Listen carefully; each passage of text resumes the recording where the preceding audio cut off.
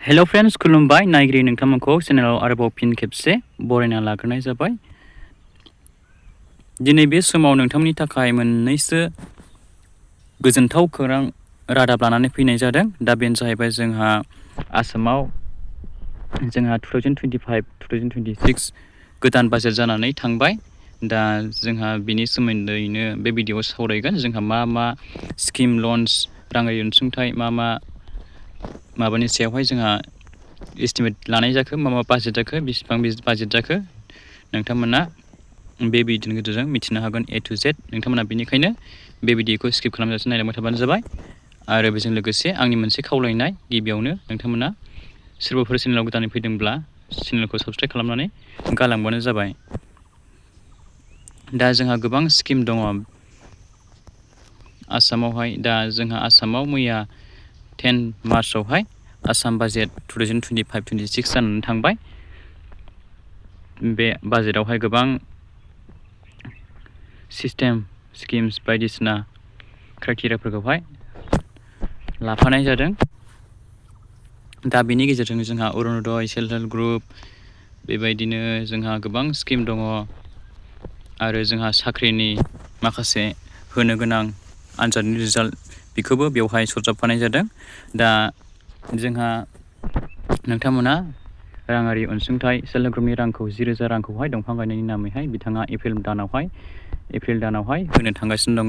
बिथाङा बिनिफ्राय नोंथांमोननि एरियारि आरो माखासे गोबां ग्रेड 4 थार्ड ग्रेडनि नोंथांमोना मोननांगौ रिजाल्ट दङ। बिनि फाइनाल रिजाल्टखौहाय बिथाङा अक्ट'बर मासाव होनो होनदों। आरो माखासे नोंथांमोननि अरुण'दय थाबथाना थानाय बे मासावथ' सोआसै नङा होमबा नोंथांमोननो। दा बेनिखायनो माखासे प्रब्लेमनि थाखाय आरो नैबे इलेक्सनाहाय जोंहा मे मासाव जामारोब्ला बिथाङा खेबसेनो नोंथांमोननो 5,000सो मास मोननै मोनथामजों बिथाङा सोना होगोन होननानै बिथाङा बुंदों। आरो माखासे गोबां खोथा होनदों बेवहाय, गोदान साख्रि ओंखारहोगोन। दा नोंथांमोना बेवहाय गावनि खुगाजोंनो खोनासंदो सि मा बाथ्रा बुंलांखो लाइभनि गेजेरजोंहाय। दा नोंथांमोना बेखौहाय गिबियाव नायना लाबानो जाबाय। অসমত যেতিয়া এজন ল'ৰাই গ্ৰেজুৱেট পাছ কৰে, দেউতাক মাকে ল'ৰাজনক পইচা দিয়া বন্ধ কৰি দিয়ে যে তুমিতো এতিয়া গ্ৰেজুৱেট পাছ কৰিলা। কিন্তু ল'ৰাজনে গ্ৰেজুৱেট পাছ কৰিয়ে কৰ্ম সংস্থাপন এটা নাপায়। কিন্তু যিদিনাখনৰ পৰাই গ্ৰেজুৱেটৰ মাৰ্কশ্বিটখন পালে, ল'ৰা ছোৱালীয়ে দেউতাক মাকক পইচা খুজিবৰ কাৰণে বেয়া পায়। আমি তেনে সকলো ছাত্ৰ ছাত্ৰী যদিহে নিযুত মইনাৰ তেওঁ হিতাধিকাৰী নহয়, দুটা পইচা দিয়াৰ কোনো মিনিং নাই।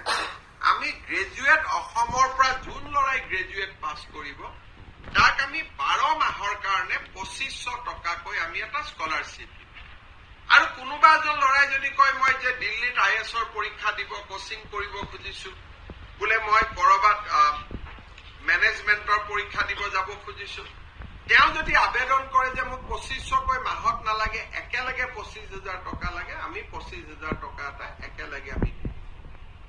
নিযুত মইনা আঁচনি PG লৈকে আছিল। কিন্তু ৰিচাৰ্চ স্কলাৰ আমাৰ ইউনিভাৰ্চিটিত বহুত ল'ৰা ছোৱালী আছে, তেওঁলোকৰ খৰচো বেছি। এইবাৰ আমি ৰিচাৰ্চ স্কলাৰসকলকো 25,000 টকাকৈ দিয়াৰ বাবে আমি সিদ্ধান্ত গ্ৰহণ কৰিছো। দিব্যাংগ হলে তেওঁলোকে 50,000 টকা পাব। ইয়াৰ উপৰিও মুখ্যমন্ত্ৰীৰ আত্মনিৰ্ভৰ অভিযান আমি 1 লাখ টকাকৈ 25,000 যুৱক যুৱতীক দিছিলো। এইবাৰ অক্টোবৰত আমি তেওঁলোকক ছেকেণ্ড ইনষ্টলমেণ্টটো দিম। যিসকলে বাইক কিনি ল'লে তেওঁলোকে নাপাব, যিসকলে সফল ব্যৱসায় কৰিছে তেওঁলোকক আমি আৰু 1 লাখ দিম।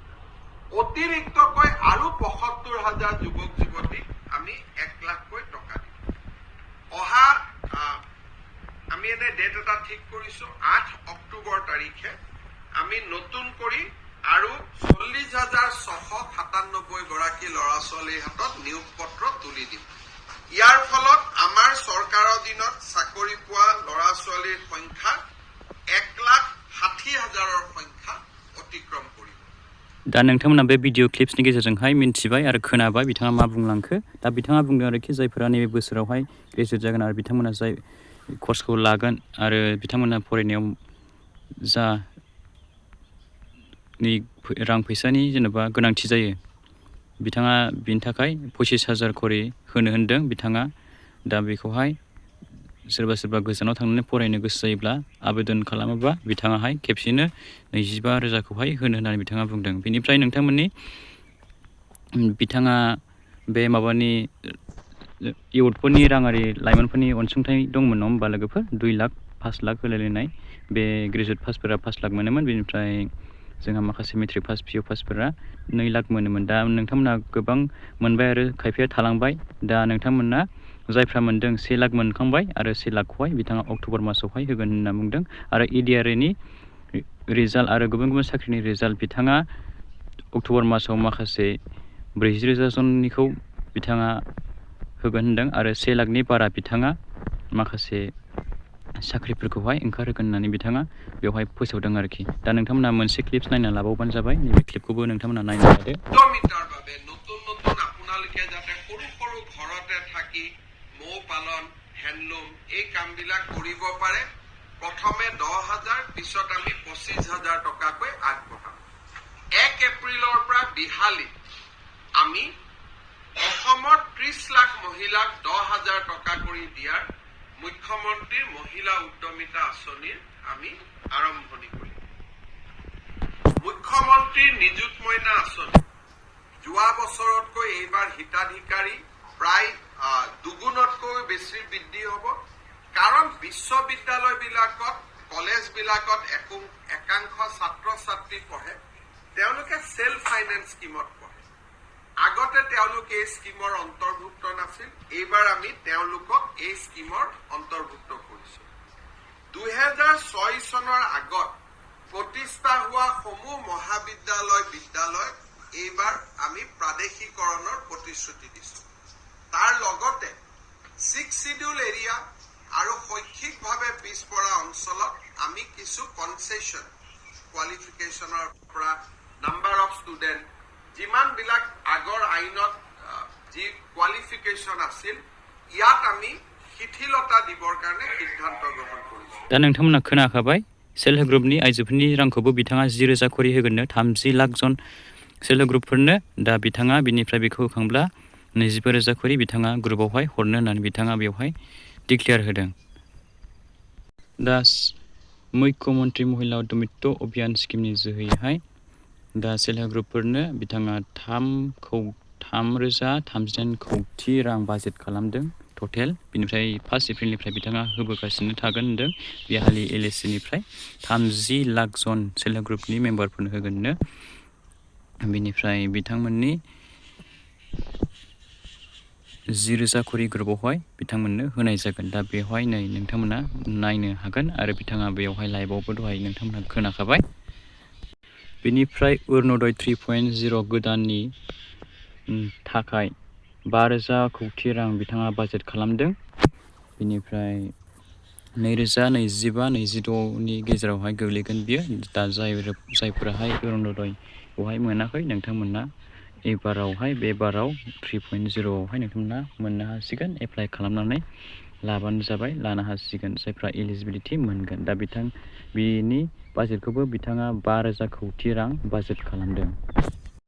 बेनिफ्राय जोंहा ओरै दंबावो CMAAA इयुथफोरनि लाइमोनफोरनि राङारि अनसुंथाइ। बिथाङा बेखौहाय होखांबाय। फार्स्ट किस्तिखौहाय 75,000 करि मोनदों। बेनिफ्राय सेकेन्ड किस्तिखौहाय बिथाङा 25 करि होखांबाय आरो बेनिफ्राय सेकेन्ड किस्ति नोंथांमोना 1 लाखखौ मोननो थांगासिनो दङ। बिथाङा 1 लाखखौहाय बिथाङा बे नैबे अक्ट'बर मासावनो सोना होगोन होननानै बिथाङा बेवहायबो डिक्लेयार होखाबाय। दहाय नोंथांमोना लाइभनि गेजेराव खोनाखाबाय। आरो बिथाङा गोदानैहाय आरोबाव 2.0खौहाय 75,000 बेनिफिसारिसफोरनो नैबे बोसोरावहाय बिथाङा होगोन होननानै बिथाङा बुंदों। बेनिफ्राय 2 लाखनिफ्राय 5 लाखसिम बिथाङा बे राङारि अनसुंथाइ स्किमखौहाय बिथाङा होगोन होननानै सिगांनि बायदि खोथा होदों। दा बेनोमोन नोंथांमोना दा मिन्थिनो मोनबाय माखासे स्किमफोर, माखासे खोथाफोरखौहाय। दा नोंथांमोना गासैबो बेवहाय आसामावहाय गोदान जोंहा 2025निफ्राय 22 मायथाइसिमावहाय गोदान बाजेट जाखाबाय। दा बे बाजेटखौ बिथाङा थाबैनो लन्च खालामना होसिगोन माखासे स्किम्सफोरखौहाय। दा आरो नोंथांमोना जायहा जाय स्किमावहाय राङारि अनसुंथाइ मोननांगौ दं नोंथांमोना बेखौबो थाबैनो मोननो हासिगोन आरो साख्रि बाख्रि नोंथांमोना गासिबो थाबैनो नोंथांमोना मोजां फिथाइखौ मोननो थांगासिनो दं। दा बे नोंथांमोननि थाखाय जोबोद मोजांनि बाथ्रा, दा जोबोद मोजांनि खौरां बियो, गुड निउस। दा बे भिडिअखौ नोंथांमोना नायनायजों लोगोसे भिडिअखौ नायनानै मोजां मोनदोंब्ला लाइक खालामना गालांबानो जाबाय आरो बेजों लोगोसे नोंथांमोना गासै नायगिरि लोगो नोंथांमोननो बे भिडिअखौ शेयार खालामनानै होलायदो। थ' बिदिब्ला दिनै भिडिअखौ एसेखिनियाव दोनथ'नो सानबाय। भिडिअआ जोबोद गोलावानो जाबाय, नोंथांमोनाबो खोनासंनो बरिं मोनगोन, बेनिखायनो बे भिडिअखौ एसेखिनियावनो फोजोबनो सानबाय आङो। दा नेक्स्ट भिडिअआव लोगो मोनगोन। बिदिब्ला thank you for watching, see you again, bye bye and take care.